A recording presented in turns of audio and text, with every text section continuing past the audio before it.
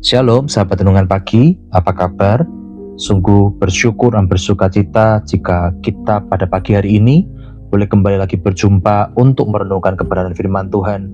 Kita rindu ada kekuatan yang baru yang Tuhan berikan, ada hikmat yang baru, pengertian yang baru, sehingga hidup kita semakin hari semakin dipertajam dan semakin mengerti tentang kehendaknya dalam kehidupan kita. Untuk mengawali renungan pada pagi hari ini, ada beberapa pertanyaan yang dapat kita renungkan.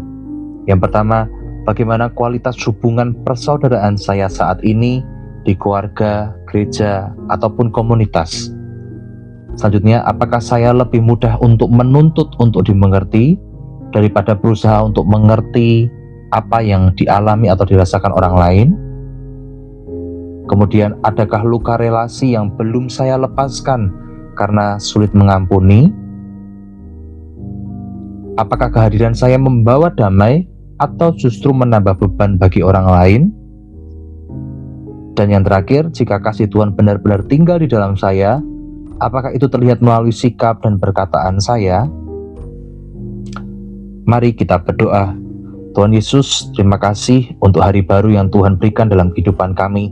Kami percaya Tuhan, ada perkara, ada hal, ada pesan yang ingin Tuhan sampaikan kepada kami pribadi lepas pribadi melalui firman dan renungan pada pagi hari ini.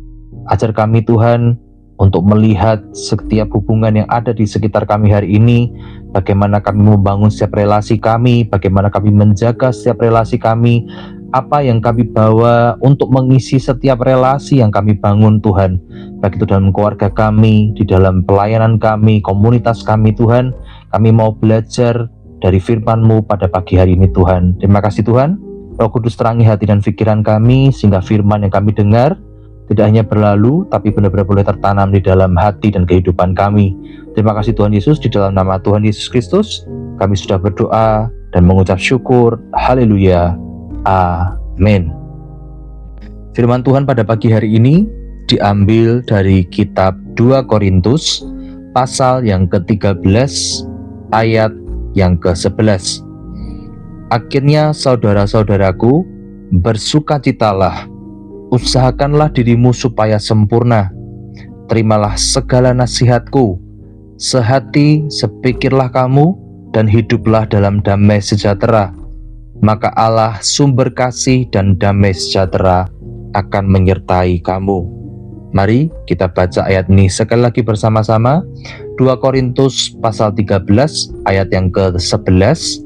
Akhirnya saudara-saudaraku, bersukacitalah, usahakanlah dirimu supaya sempurna, terimalah segala nasihatku, sehati sepikirlah kamu, dan hiduplah dalam damai sejahtera, maka Allah sumber kasih dan damai sejahtera akan menyertai kamu.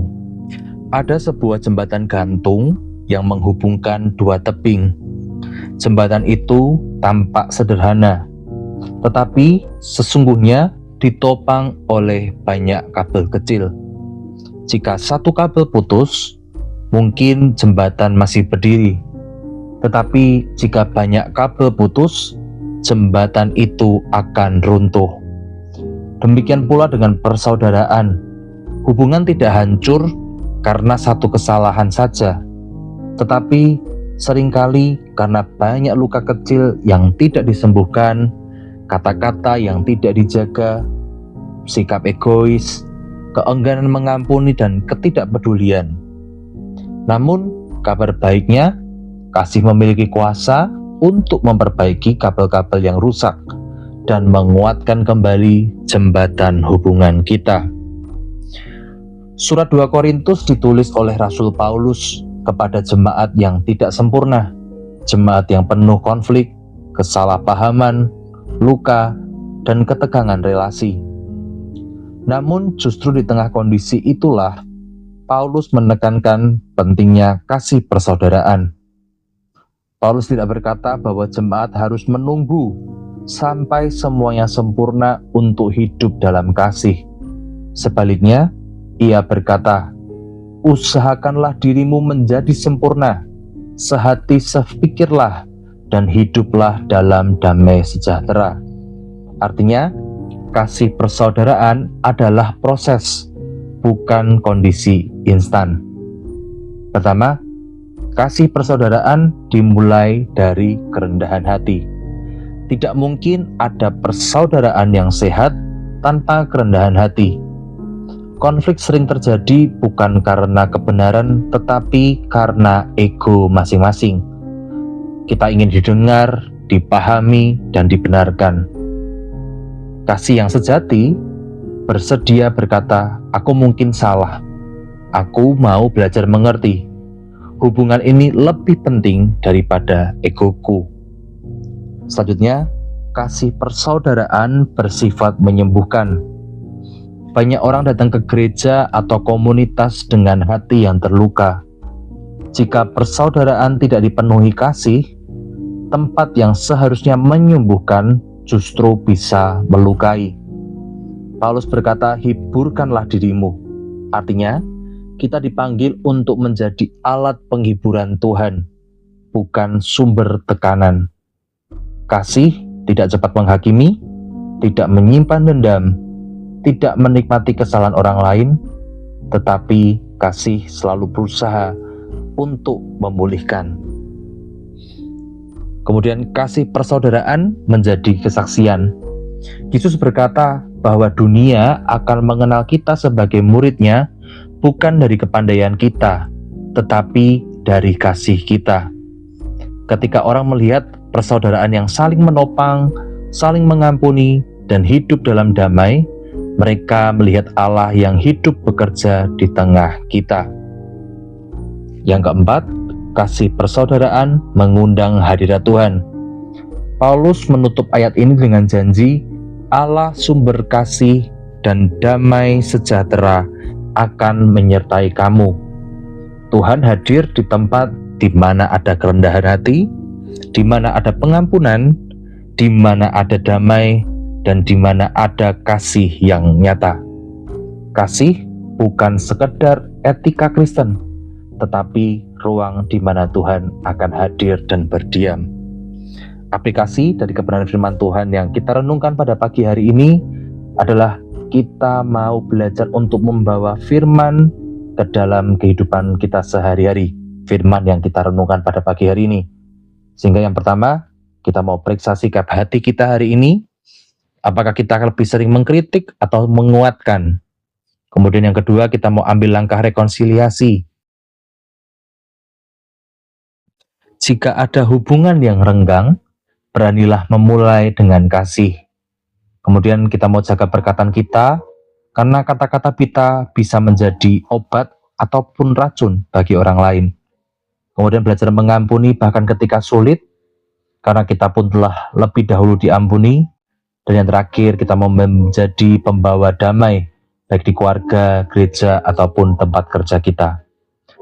Kasih persaudaraan bukan tanda bahwa kita sempurna, tetapi tanda bahwa kita mau terus bertumbuh bersama.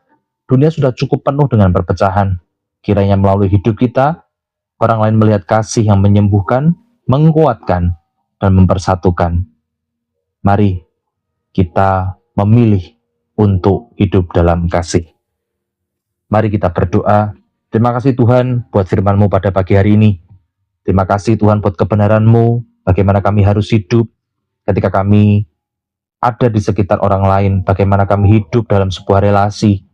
Kami mau memeriksa hati kami Tuhan, apa yang hari ini kami sering pikirkan, yang sering kami katakan, bahkan apa yang sering timbul dalam hati kami Tuhan. Ampuni kami jika itu adalah sebuah perasaan negatif, pikiran-pikiran negatif, ataupun kritik-kritik Tuhan yang menjatuhkan orang lain. Kami mau Tuhan membuka ruang dalam hati kami dan membuka juga hati kami untuk sebuah rekonsiliasi dan pemulihan dalam setiap hubungan yang kami bangun, baik itu dalam keluarga kami, pelayanan kami, maupun di tempat kerja kami. Kami mau belajar Tuhan untuk menjaga perkataan kami, tindakan kami, dari segala sesuatu yang mungkin kami pikir itu biasa, tapi ternyata itu melukai orang lain. Kami bahkan juga mau belajar mengampuni jika kami menerima hal-hal yang kami rasa itu tidak nyaman untuk kami ataupun sudah melukai kami. Kami mau melepaskan pengampunan itu di dalam nama Tuhan Yesus atas orang-orang yang pernah berbuat jahat ataupun yang berbuat tidak baik dalam kehidupan kami Tuhan.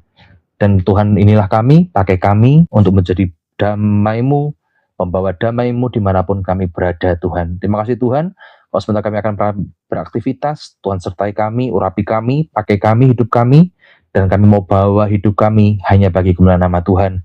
Di dalam nama Tuhan Yesus Kristus, kami sudah berdoa dan mengucap syukur. Haleluya. Amin. Demikian firman Tuhan pada pagi hari ini. Mari menjadi pembawa damai dan duta kasih Allah untuk orang-orang di sekitar kita.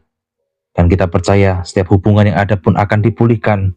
Dan orang bisa melihat bahwa kasih itu ada untuk mereka. Selamat pagi, selamat beraktivitas. Sampai berjumpa esok hari. Tuhan Yesus memberkati kita semuanya.